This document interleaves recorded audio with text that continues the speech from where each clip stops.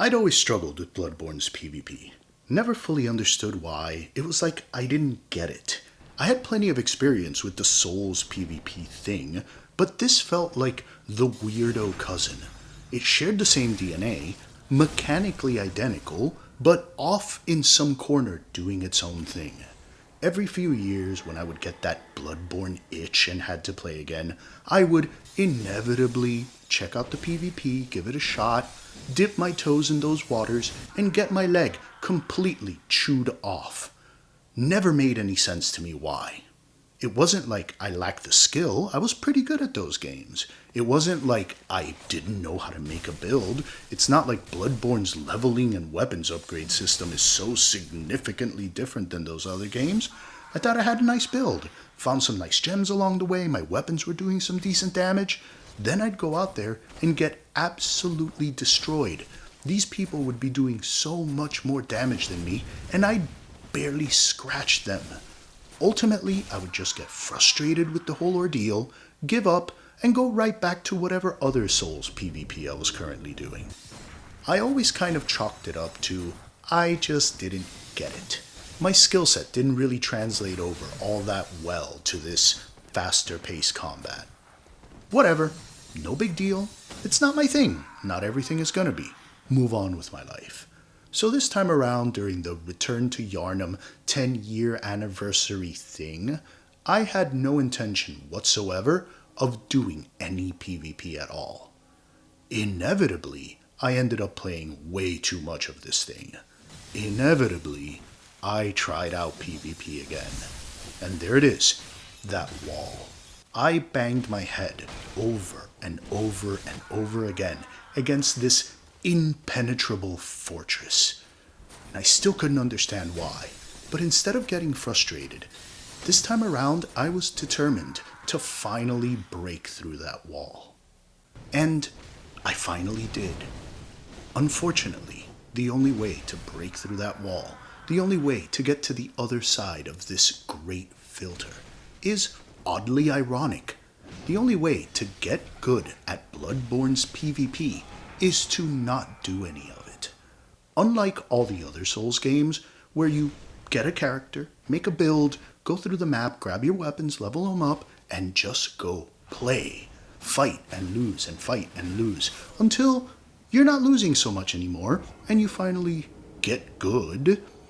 Here, the only way to get good at Bloodborne's PvP, the only way to actually even have a chance to get good, is to spend inordinate amounts of time doing something completely unrelated to the actual PvP itself. Now, those of you out there that are familiar with Bloodborne's PvP probably already know where I'm going with this. You may or may not agree with me. It's just my personal beef with the whole thing. Bloodborne's weapon upgrade system, it's a little different. It's a bit special. Apart from scaling with your stats and leveling up the weapons themselves, you could also equip these gems onto it. Increase damage output, change damage type, things like that. On its own, it's a great system. I really like it. You could go through the game and find more than enough gems, especially if you do the DLC, to do plenty of damage if you're playing PvE. That is not the case for PvP. Bloodborne has these things called Chalice Dungeons. They are little procedurally generated mini-maps, multi-layered dungeons. They're a novel concept. I'm actually kind of into them. I like them. Some bosses are unique to just them. They offer a nice little gameplay variety. There's a ton of lore attached to them. I was actually surprised to see just how much content has been made from just the lore of these dungeons alone. Yet, they are completely optional. You could play through the entire game and not have to step foot into them, even once, if you're doing PvE. That is not the case for PvP. This is where my beef with the entire thing lies. The best gems in the game are only found in these dungeons, and not just the regular variety. You have to do the modified ones, with increased enemy damage, with a health penalty, the hardest of the dungeons, which on its own is perfectly fine. I have played this game more than enough times for these things to be practically trivial at this point.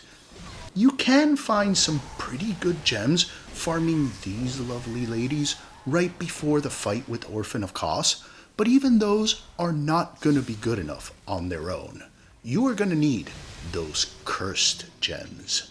These are the ones that do the most damage, but they come with some sort of penalty. Decreased damage to certain enemy types, increased stamina cost, weapon durability down, or worse yet, your health will actually deplete if you equip them. These always seem to be the ones that actually were the highest damage output, but I couldn't use them because my health will actually be drained little by little if I do. On top of that, all of these gems are random drops. So you never really know if a run through one of these modified dungeons is going to yield anything of actual value, causing you to have to repeat this process over and over and over again. Go in there and hope you find a gem that increases your damage output by an extra 4%, which unfortunately is absolutely necessary to be viable in PvP. Practically nothing you find throughout the main game will even hold a candle to the things that are found in these dungeons. So, if you want to be good enough at PvP, you have to grind and farm and grind and farm. One more thing, there's this one rune only available in one of these dungeons that increases your health pool, which also is absolutely necessary in PvP, especially if you are invading, because you take a health penalty when you invade, and this kind of mitigates it. I'm sorry, but grinding and farming when it is a requirement is not fun. Don't get me wrong, I'm not actually against grinding and farming when it is optional. There's a certain item or weapon, some rare drop that you want. There's a certain zen-like quality to it. You turn off your brain, put on a podcast or a lore video in the background, and just zone out and grind and farm. There's something really nice to this. It's a nice little loop. But for PvP, this is not optional. It is a requirement. Technically not. PvP is technically optional, but not really.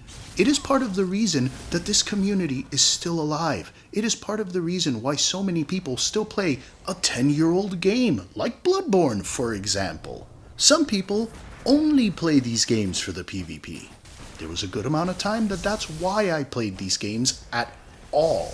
So, in that regard, PvP in itself isn't optional for many of us. I love these games, and because I'm stubborn, I couldn't just leave Bloodborne as the one I couldn't figure out. The one that I couldn't get good at. Meaning, I had to endure hours upon hours upon hours grinding out these stupid dungeons well past the point where the novelty had worn off. I don't know how many times I had to deal with another stupid amygdala. As I open those gates and see that that's what I'm fighting, I just roll my eyes. My brain turned off, and not in the good way. I was just doing it because I had to, not because I was enjoying myself. And when I finally made it past all that and got the gems, I was able to actually compete on a level playing field with those people that had to endure the same nonsense as me. Now I was able to actually get good the old-fashioned way, and I wasn't losing because I wasn't properly equipped, but because I just sucked. And after losing over and over again, I finally did get good. I'm actually good at this game. I win more than I lose. I still come across those people where I am well aware they have been playing this for a decade, and I am just not there yet. But now, with enough practice, I may actually get there. And there is a vibrant community still there. There's plenty of activity.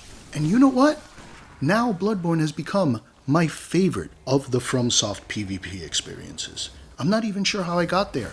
It was in spite of the game itself. It's almost as if Bloodborne did not want me to discover how amazing the PvP is. The fights are so intense, the action so frenetic. Sometimes it lasts less than 1 minute. Other times it's a long grind. This back and forth, just you and them. The 1v1 in this game is exceptional. And there's so many people that agree with me, but there are so many more that don't get a chance to agree with me because they never get to that point, because the game makes it so inaccessible. And I am not happy with that. But I am happy that I tolerated this fatal flaw in order to finally see it for the wonderful experience that it is.